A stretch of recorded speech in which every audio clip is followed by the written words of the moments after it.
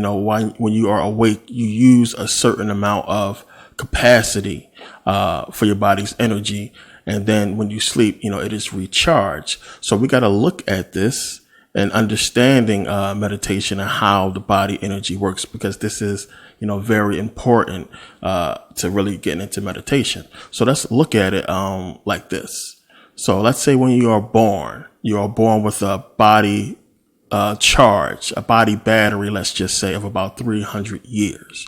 So if you are able to hold on to the power that you have at birth, let's just say, then you can live to about 300 years. And I'm going by 300 years because the oldest person recorded as living lived to be 256 years old. So, rounded up to 300, I'll say. So let's say you born with this body battery of 300 years, right?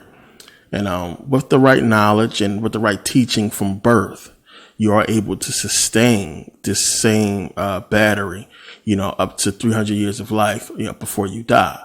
So now the average person comes into this knowledge that we're speaking about now, into understanding, by the time we do that, by the time we come into this knowledge, the average person, the body battery goes from about 300 years down to about 120 years. So you got about 120 years of body battery. And if you, at that point in life, go on to, meditate and eat right, exercise, live right and everything like that, live stress free, then you could have about 120 years of this battery life, if you don't gain any more power and get the knowledge to sustain yourself further. Let me put it this way.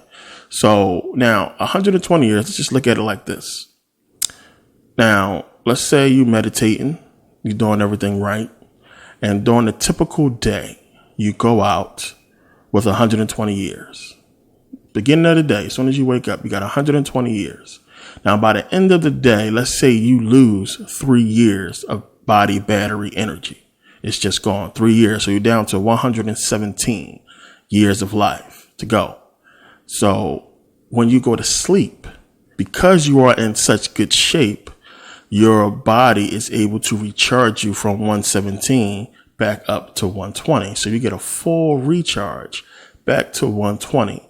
And you will repeat this cycle. As long as you stay in good shape, you eat right, you meditate and everything like that, you will repeat this cycle for 365 days. So for a year. So after 365 days, when a year passes, you lose 1 year of the 120. So the next year you begin at 119, so on and so forth, all the way until you deplete, your time, unless you gain the knowledge to sustain yourself further. So, the average person usually comes into this knowledge around, if you come into this knowledge in your 20s, 30s, or 40s, instead of 120 years, you got about, 80, 90 years, 70, 80, 90 years to go. So this is where, the average body battery is at. And then you have some people who come into this knowledge, much later, and they can't really do what they need to do to get their body to the correct point to recharge. It's too much damage already. And by the time the damage is repaired, that takes about 30 years to do. So, it's really important that you come into this knowledge as soon as possible, which is why, in Tibet, they train the monks. The kids start training as monks very young. We've seen all the video of that. They train them young and get them into meditation young and eating right and understanding really young. So then they live, a very long time. It's a really, smooth, carefree life. We're going to get into that later on in the video. Me doing my travels and talking to people and, being able to go to Tibet and talk to monks there, going to Thailand and stuff like that. I got a lot of education. There is a connection with sex and religion, if you haven't figured that out yet. A huge connection, which we'll get into a little bit here.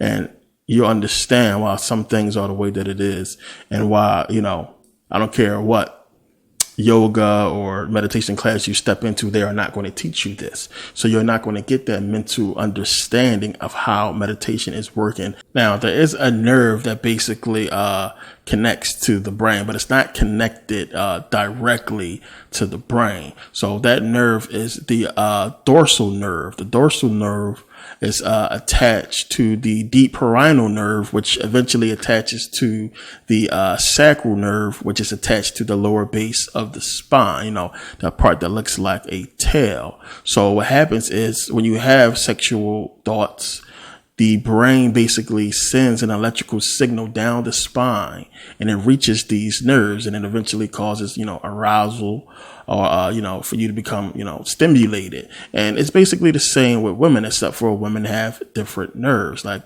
women have the pudendal nerve. They have the vagus nerve. They have the, pelvic nerve. So these nerves is stimulated again from the brain, sending an electrical signal down the spine, and it causes stimulation in a woman to get aroused. Now, with women, it's different because women, they have way better orgasms than men because they release way more hormones than we do.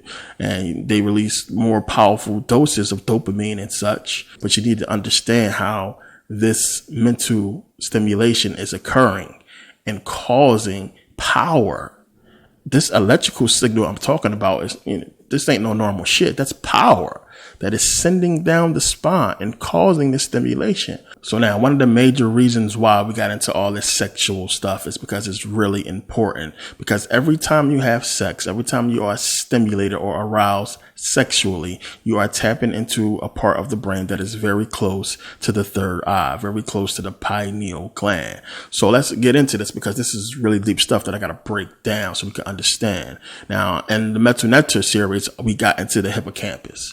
Now, the hippocampus is basically located in the temporal lobe, and it is responsible for your spatial position. Remember, I talked about how it's responsible for, you walking and, walking straight on this planet, and it is affected by, liquor and everything like that. But, hippocampus is basically Greek for it translates into horse, sea monster. That's basically what it translates into. And when you break it down into English, you get seahorse, because a horse sea monster is a seahorse.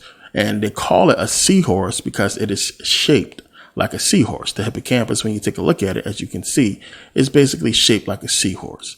Now, when you have these thoughts, when you have this stimulation that occurs, the conscious mind basically influences the energy in your body to reach the hippocampus. And when it reaches the hippocampus, this stimulation, this energy travels down the hippocampus, down something that is basically called the choroid plexus. The choroid plexus is these little fibers, these little hairs that travel down the hippocampus, and they reach into the hypothalamus, and that's basically into the deeper lower part of the brain that is near the pineal gland and everything. Now, we all heard that term. People use it a lot.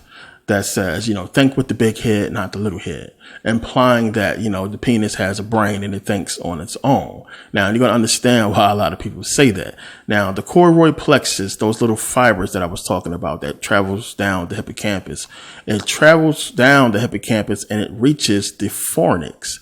Now, the fornix is basically next to the choroid plexus, and next to that, we have the pineal gland. So we're talking about all this stuff is occurring very close to the pineal gland. Your fornix is what's it basically sends the electrical signal down your spine to reach your, your genitals, your pelvic area, what have you, all those nerves that we talked about earlier.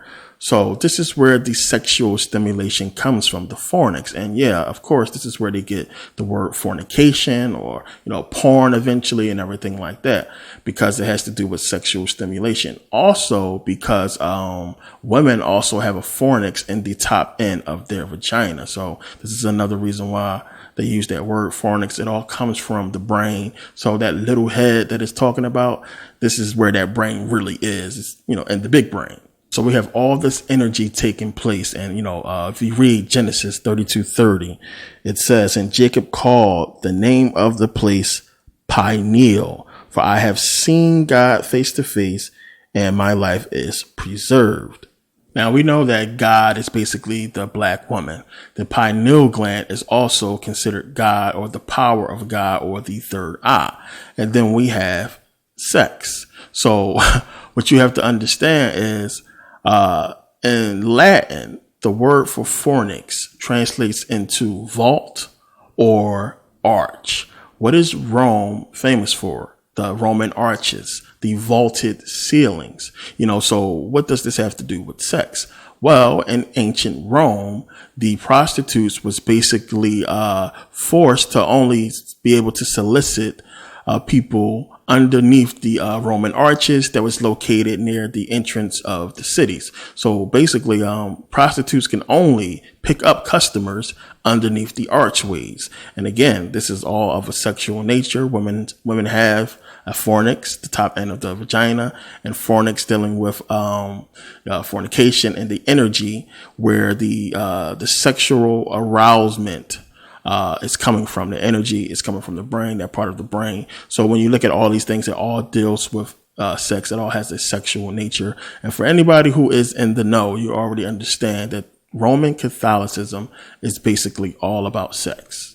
It's about sexual positions. It has it's heavily associated with Mary and not so much Jesus. This is why we see here Jesus putting the crown of thorns on Mary, and Mary having the hose in her hand instead of Jesus, because the woman is really, the real God, and Catholicism is really about her and not about Jesus really too much. It's just, it's what it is. It's what's hidden in there.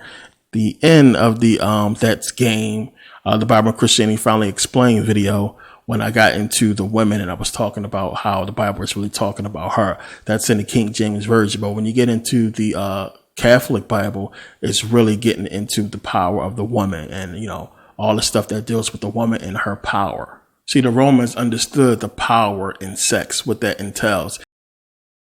What is it exactly that we are trying to do with meditation? What do we want to do? What do we want to accomplish? What exactly is it? And the purpose, the point that we want to achieve is mind, body, energy, or mind, body, spirit, mind, body, soul, however you want to put it. So, what is that exactly? What is that? Mind, body, spirit, what is that? And, mind, we can really understand, our mind. Body is the one that confuses people the most. Spirit, we understand, our energy, our soul, or what have you. But of the three, really, the body of the three is the most important, because it's the one that we in this physical plane is going to be controlling the most. It's the one that we have the most control over, but also it's the body that we're going to use to help develop the rest. And that's the point, again, of us being in this flesh to do exactly that. So when you understand, the body, most people, when you hear the body, you think about, the entire body. And that's not necessarily true of what you need to be focusing on. It's really the heart. Plain and simple, the heart. And this is what they mean when they say the body. It's the heart. Now, of course, if we don't take care of the body, then the heart will, it won't function correctly. You won't get the kind of energy you need for your heart if your body is not taken care of. So you can also look at it in that aspect that it's a total package, to where, your body has to be right, but really your body needs to be right so that your heart can be right. That is the key, is your heart. And of course, most people think that the mind is more important than the heart. Most people will say, well, your brain, you need your brain. It's all about the brain, the mind, the mind, the mind. But a lot of people don't understand that your heart sends more neurological signals to your brain than your brain sends to your heart. Plain and simple. Every time your heart beats, it creates a magnetic field that can be measured by magnetometers. And I talked about this before in the Human Energy on YouTube. So you have so many neurological signals coming from the heart to the brain. And we're going to get into this more in this video, that it's very serious how much control and impact your heart has. And it's going to be sort of a theme in this DVD. We're going to really get into the heart because of everything.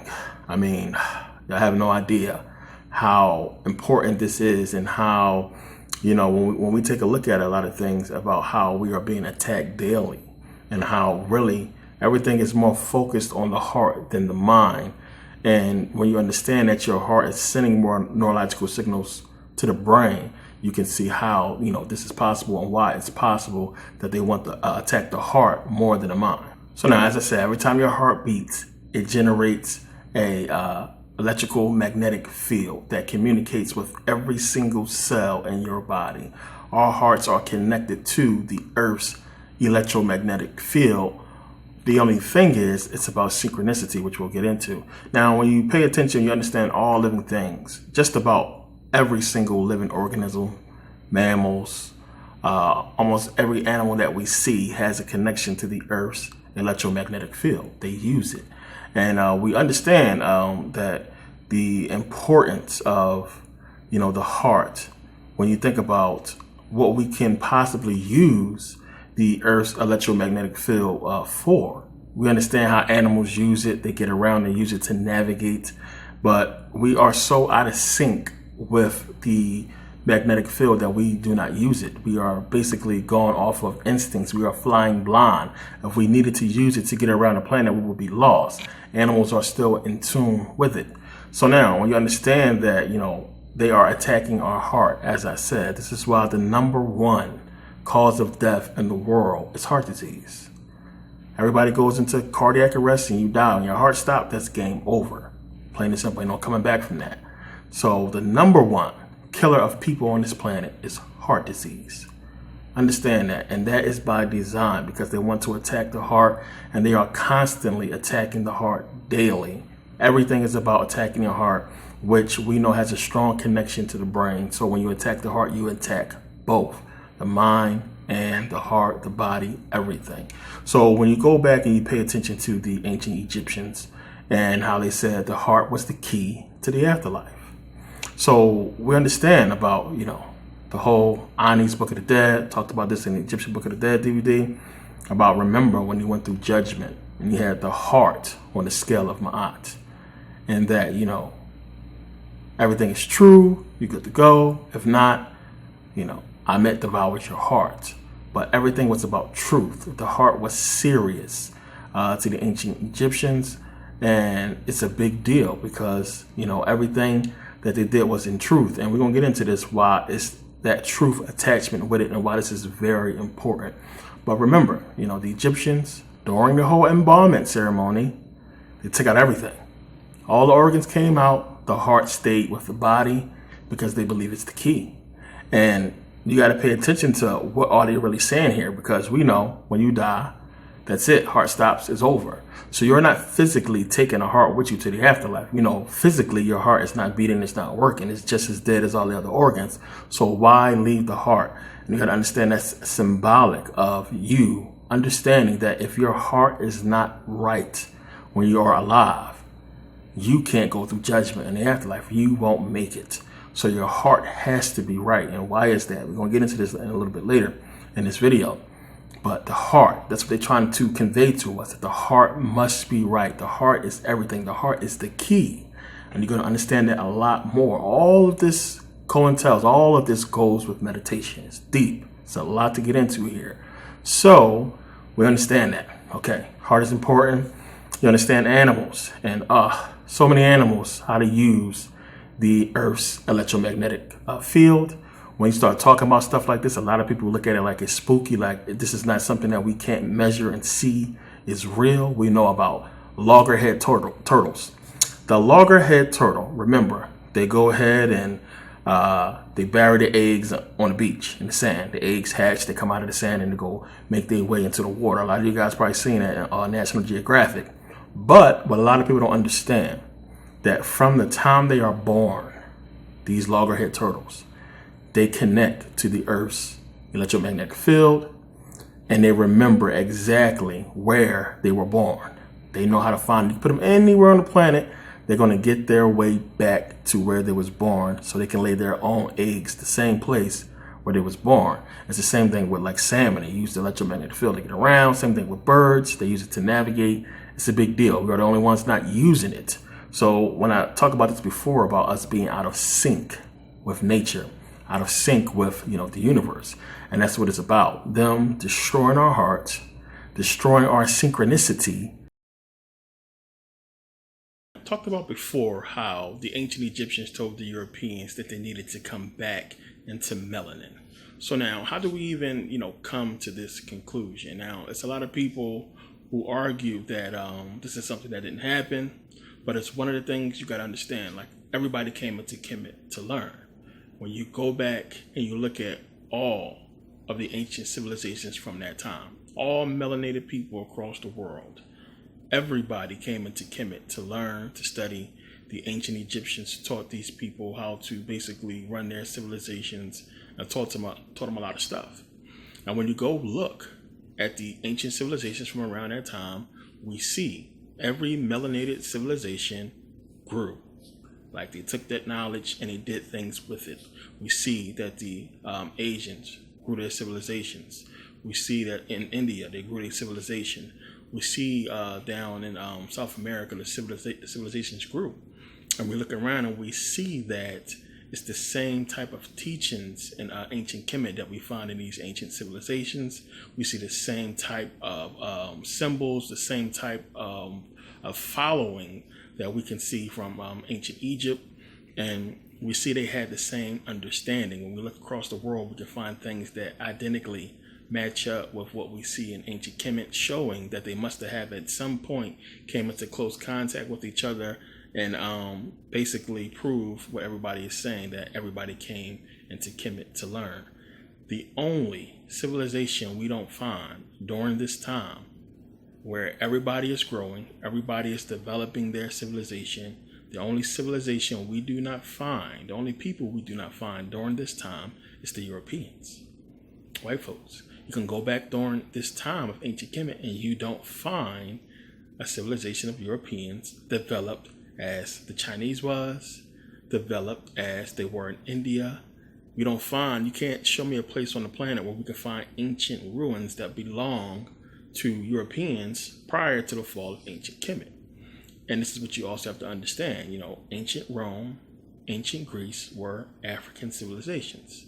So when we talk about them teaching and them coming into Kemet, Africans as well, came into Kemet to learn from the ancient Egyptians, and they were taught, and everybody took their knowledge back. The only people we do not find growing a civilization as sophisticated as the ancient Egyptians, as sophisticated as the Indians and the Asians, is the Europeans.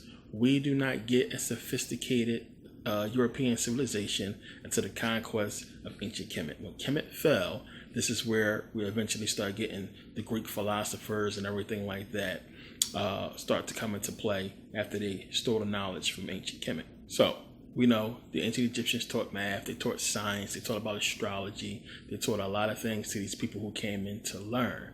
Now, it was a lot of stuff that you can learn, a lot of stuff that you can have hands-on training with, as far as the ancient Egyptians teaching about, crops and how to basically agriculture, everything like that. They taught everything.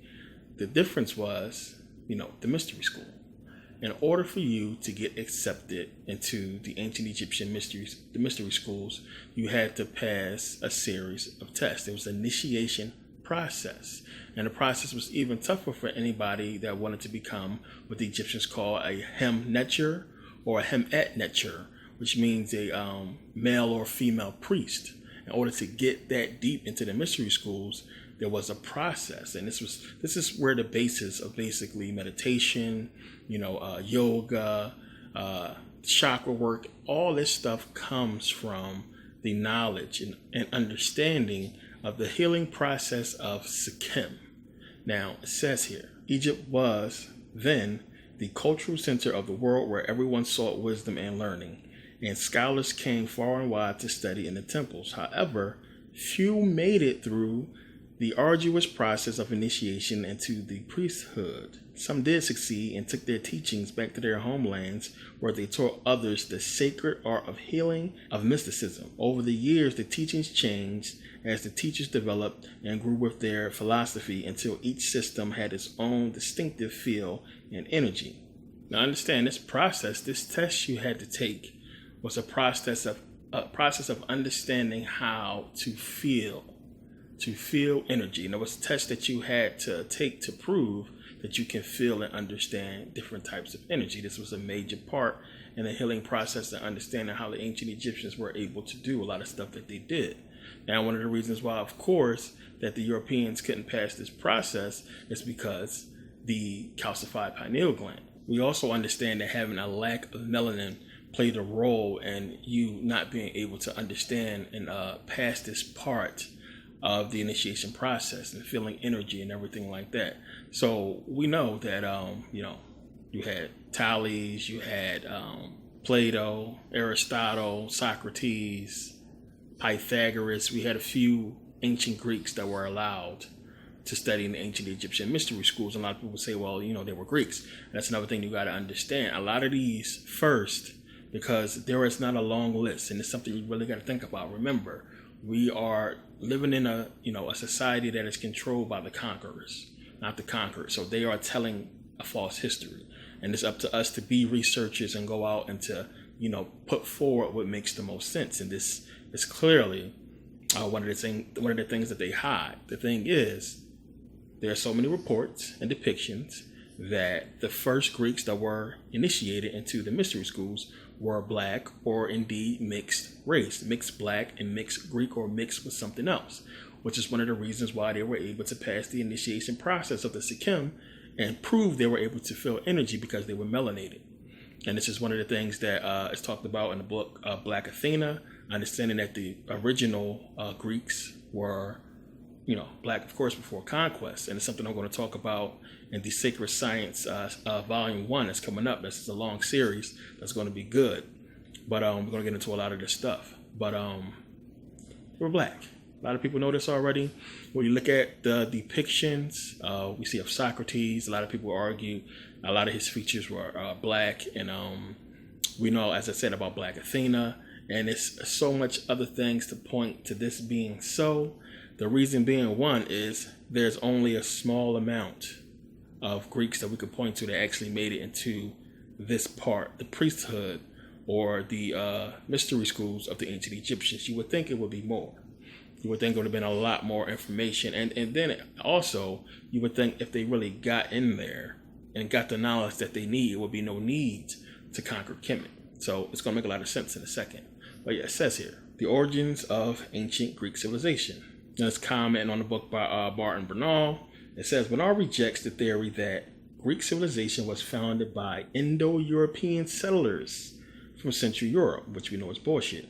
That theory, which Bernal calls the Aryan model, which it is, became generally accepted during the 19th century. Bernal defends instead what he calls the ancient model. The name refers to the fact that both Egyptians and Phoenician influences on the Greek world were widely accepted in antiquity. And this is easy for people to understand. One, you had the Aryans come down from the north after the Ice Age or what have you, started to come into what we know as Greece. And you had Phoenicians there. Eventually, as the Greeks admit themselves, that they were the ones who basically, they got the alphabet from the Phoenicians, which the Phoenicians got the alphabet from the Egyptians because the Phoenicians were Egyptians. A lot of people get confused with the names. These are lazy black people, the Egyptians, Africans, whatever you want to call them. They, of course, was in that area. There's no reason for anybody to think otherwise, because we got to understand, one, if you're talking about Heraklion, which was that port, and we're talking about ancient Egyptians, Northern Africans being in that part of Africa for who knows how long. Of course, they would have, went north. Of course, they would be able to cross the Straits of Gibraltar to get over there from Spain and be in Europe, which they was. And if you ever flew from Egypt to Greece, it's not that far of a flight. It's really quick. You can fly right over there. Sailing, you can see how quick it would be to sail right across that area. It wouldn't take that long at all. On a boat, I flew back and forth between the two a few times. It wouldn't take them that long at all. But of course, they was in the area. And when you understand, the wars that happened, and when they came down and started to basically mix in and blend in with the ancient Greeks, how you got these mixed, Africans and Greeks and white people, Aryans, and this is how they were basically infiltrated themselves into ancient Greek society. So understand, the Europeans that were too far from melanin could not be, initiated into the mystery schools. They couldn't get in. They couldn't pass the initiation. They couldn't pass the process. So eventually, we know the Aryans, what they would have been called at this point, would go and mix in with every melanated civilization across the planet. And it's something you got to think of, connect the dots. You're in Kemet. You cannot get this information. You can't get into the deeper parts of the mystery school. So you remember that, well, wait a minute, these other races of people, these other groups of Africans, these other people who came into Kemet to learn, well, they got initiated. They got in. Let's go to these people and see if we can get in, which they couldn't get in as well. The mystery schools, even still, they taught what they taught, but it's not 100% clear exactly what the ancient Egyptians taught them or how much they taught them.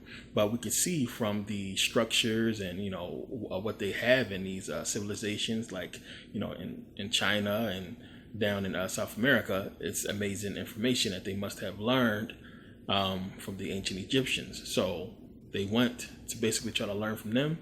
They couldn't get in. They mixed in with everybody. They mixed in with, Chinese. Came into India and basically took over and mixed in with them for a while.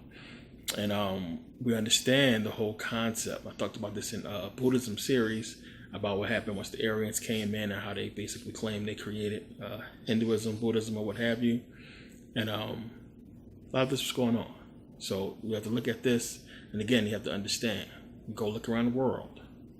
We see during this time, we see melanated civilizations showing us the same type of knowledge and information that we see in ancient Kemet.